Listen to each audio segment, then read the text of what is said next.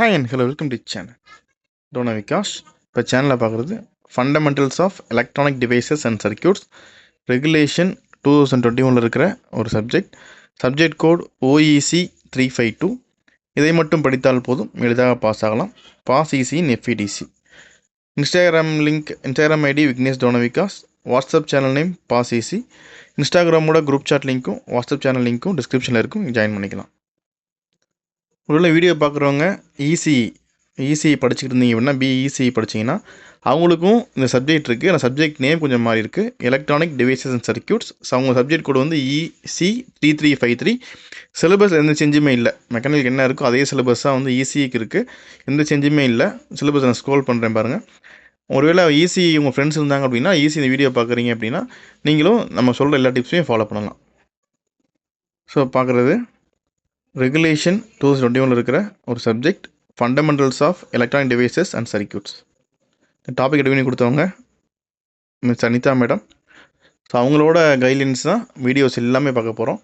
So Anitha madam கேட்டவுடனே ரொம்ப சின்சியராக இன்ட்ரெஸ்ட்டாக எல்லா டாப்பிக்கும் டீட்டெயில் எக்ஸ்பிளைன் பண்ணாங்க. ரொம்ப ஒரு ½ ஹவருக்கு மேலே ஃபோன்லேயே எக்ஸ்பிளைன் பண்ணாங்க. Thanks to Anitha madam. So one by ஒன்னாக நம்ம எல்லா டாப்பிக்கும் பார்க்கலாம். இந்த டாப்பிக்கை பொறுத்த வரைக்கும் கொஷின்ஸ் எப்படி கேட்பாங்க, இல்லை ஆர்டர் ஆஃப் ஸ்டடி எப்படி இந்த எந்த யூனிட் பார்க்கணுன்றதை நம்ம லாஸ்ட்டில் பார்க்கலாம். இப்போ ஒவ்வொரு யூனிட்லையும் இருக்கிற first half and second half அதில் எது ஈஸியாக இருக்குன்றதை பற்றி பார்க்கலாம். யூனிட் 1ல் PN diode, ZN diode, BJT transistor, MOSFET transistor, அப்புறம் UJT டிரான்சிஸ்டர், அந்த எல்லா டாப்பிக்லாம் படிக்கணும். இந்த டாபிக் படிக்கும்போது எப்படி படிக்கணும் அப்படின்னா, அந்த ஒரு எக்ஸாம்பிளுக்கு இப்போ PN டயோட் இருக்குது, BJT டிரான்சிஸ்டர் இருக்குது, ஒரு டாபிக் எடுக்கிறீங்கன்னா அந்த டாப்பிக்கில் இருக்க ஸ்ட்ரக்சர் கண்டிப்பாக அது ஒரு டயக்ராம் இருக்கும், அது ஒரு ஸ்ட்ரக்சர் கண்டிப்பாக தெரிஞ்சுக்கணும். அது என்ன ஆப்ரேஷன் பண்ணதுன்னு தெரிஞ்சுக்கணும். அப்புறம் வோல்டேஜ் கரண்ட் VI கேரக்டரிஸ்டிக்ஸ் தெரிஞ்சுக்கணும். அதில் ப்ராப்ளம் கண்டிப்பாக இருக்கும், சின்ன ப்ராப்ளம் இருக்கும், அந்த ப்ராப்ளம்ஸையும் தெரிஞ்சிருக்கணும். சரிங்களா? உங்களுக்கு நிறைய ஈக்குவேஷன்ஸ் வரும், ஈக்குவேஷன் தெரிஞ்சு அப்படின்னா உங்களுக்கு இன்புட் வச்சு ப்ராப்ளம் போட்டுடலாம். இதில் வந்து கம்பல்சரி ப்ராப்ளம் கேட்பா சொல்ல முடியாது, தியரியும் வரும், சில சமயங்களில் ப்ராப்ளம் கேட்கறதுக்கான சான்சஸ் இருக்குது. அண்ட் செகண்ட் ஹாஃப், இது வந்து ஃபர்ஸ்ட் ஹாஃப். இப்போ செகண்ட் ஹாஃப் பார்த்தோம் அப்படின்னா ரெக்டிஃபயரில் ஹாஃப் வேவ் ரெக்டிஃபயர் அப்புறம் ஃபுல் வேவ் ரெக்டிஃபயர் 2 இருக்குது. இதில் டெரிவேஷன் கண்டிப்பாக இருக்குது, டெரிவேஷன் நிறையா டாப்பிக்கில் டெரிவேஷன் இருக்குது, அப்புறம் ப்ராப்ளம் இருக்குது. இந்த 2 ஹாஃபில் எது ஈஸியாக இருக்கும் அப்படின்னா, இந்த ஃபர்ஸ்ட் ஹாஃப் ரொம்ப ஈஸியாக இருக்கும், டெரிவேஷனாக இருக்காது, உங்களுக்கு கான்செப்ட் மட்டும் தான் இருக்கும், ஈஸியாக பார்த்துக்கலாம். இந்த ப்ராப்ளம் கூட ரொம்ப சிம்பிளாக தான் இருக்கும். அதனால் நீங்கள் வந்து ஒரு மெக்கானிக்கல் ஸ்டூடெண்ட்டாக இருக்கீங்க, உங்களுக்கு வந்து டெரிவேஷன்ஸ் கஷ்டமாக இருக்கும் அப்படின்னா நீங்கள் தாராளமாக வந்து யூனிட் 1ல் இருக்க ஃபர்ஸ்ட் ஹாஃப் ஃபாலோ பண்ணலாம். யூனிட் 2 பார்த்தோம் அப்படின்னா, ஃபஸ்ட்டு வந்து biasing methods for BJT transistor and MOSFET transistor, இந்த டாபிக் மட்டும்தான் அதில். அப்புறம் செகண்ட் ஹாஃபில் பார்த்தோம் அப்படின்னா அந்த BJT மாஸ்ஃபெட்டுக்கு வந்து ஃபஸ்ட்டு பார்த்தது வந்து ஜென்ரலாக இருக்கும், தியரி பாட்டாக இருக்கும். செகண்ட் ஹாஃபில் எப்படி இருக்கும் அப்படின்னா, அதே BJT மாஸ்ஃபெட் டிரான்சிஸ்டருக்கு இன்புட்லேருந்து அவுட்புட்டில் போச்சு அப்படின்னா என்னென்ன ஃபங்க்ஷன்ஸ் நடக்கும், எப்படி அவுட்புட் கிடைக்குன்றதை பற்றி சொல்லணும். அதில் வந்து நிறைய அந்த CE, CB, CC, CS சிலபஸில் இருக்குது, அதெல்லாம் தெரிஞ்சுக்கணும். அப்புறம் சோர்ஸ் ஃபாலோயர்ஸ் பற்றி தெரிஞ்சுக்கணும். இதில் இந்த CE, CB, CC இந்த டாபிக் வரைக்கும் பார்த்தீங்கன்னா BJT டிரான்சிஸ்டருக்குள்ளே வரும். கடைசியாக வந்து இந்த CS அண்ட் சோர்ஸ் ஃபாலோயர் வந்து மாஸ்ஃபெட் இந்த டிரான்சிஸ்டருக்குள்ளே வரும். அப்புறம் அது எப்படி படிக்கணும் அப்படின்னா, அதோட கெயின் என்ன, ஃப்ரீக்வன்சி ரெஸ்பான்ஸ் என்ன அப்படின்றத பற்றி படிக்கணும்.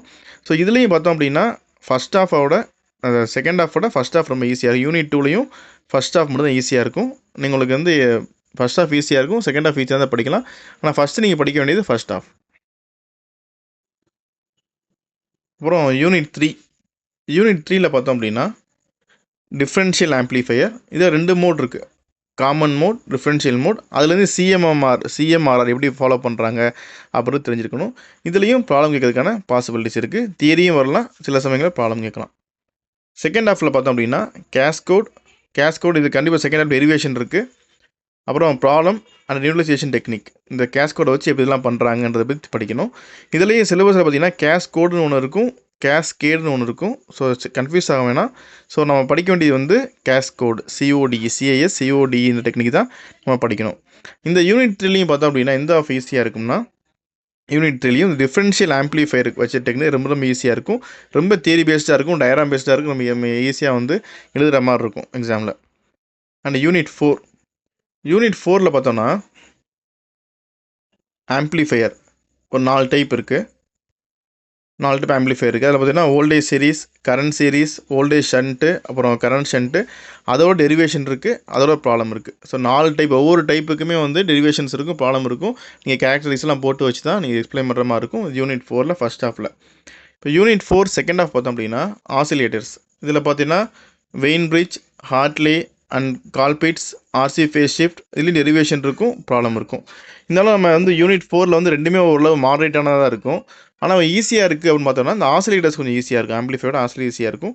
ரெண்டுமே ஈக்குவல் வெயிட்டேஜ் தான், எது ஈஸி கஷ்டம்னு சொல்கிறத விட ரெண்டுமே வந்து கொஞ்சம் மாடரேட்டாக தான் இருக்கும். ஸோ உங்களுக்கு எந்த ஆஃப் ஈஸியாக இருக்குன்னு பார்த்துட்டு அந்த ஆஃப் நீங்கள் படிச்சுக்கலாம். அண்ட் யூனிட் 5 பார்த்தீங்க அப்படின்னா பவர் ஆம்பிளிஃபையர். இதில் வந்து பார்த்தீங்கன்னா கிளாஸ் ஏ, பி, சி, ஏபி இருக்குது. இதுலேயும் டெரிவேஷன்ஸ் இருக்குது அண்ட் ப்ராப்ளம்ஸ் இருக்குது. அடுத்து இந்த டிசி கன்வெர்ட்டர், செகண்ட் ஹாஃபில் டிசி கன்வெர்ட்டர். இதில் boost, buck and buck boost derivation இருக்குது, அப்புறம் ப்ராப்ளம் இருக்குது. இதில் யூனிட் 5ல் என்ன அட்வான்டேஜ் அப்படின்னா ரொம்ப ஈஸியாக இருக்கும். இந்த பவர் ஆம்பிளிஃபையர் ரொம்ப ஈஸியாக இருக்கும், டிசி கன்வெர்ட்டர் ஈஸியாக இருக்கும். அதனால் நீங்கள் வந்து 2 ஆஃபையும் படித்தாலும் சரி, ஒரு ஆஃப் மட்டும் நல்லா பார்த்துருப்போம். நம்ம வந்து ஒரு ஆஃப் பார்த்துருப்பாங்க அப்படின்னா எக்ஸாமுக்கு ஒரு ஆஃப் மட்டும் தான் படிக்கணும் அவசியம் இல்லை. நீங்கள் ஃபஸ்ட் ஹாஃபையும் படிக்கணும், செகண்ட் ஹாஃபையும் படிக்கணும். ஆனால் ஏதாச்சும் ஒரு ஆஃப் வந்து ரொம்ப நல்லா படிக்கணும், சரிங்களா? அதுக்காக தான் சொல்கிறோமே தவிர இந்த ஆஃப் மட்டும்தான் படிச்சுட்டு போகணும், மற்றது சுத்தம் ஒமிட் பண்ணிடுங்கன்றதான் நம்ம சேனலில் ரெக்கமெண்ட் பண்ண மாட்டோம். அதனால் 2 ஆஃபும் படிக்கிறதா வந்து 100% சிலபஸ் கவர் பண்ணுறது தான் பெஸ்ட்டு. இருந்தாலும் வந்து ஸ்டூடெண்ட்ஸோட பாயிண்ட் ஆஃப் வியூவில் கொஞ்சம் ஈஸியாக இருக்கணுன்றதுக்காக தான் நம்ம இந்த மாதிரி first half and second half சொல்லி நம்ம சொல்லிக்கிட்டு இருக்கோம்.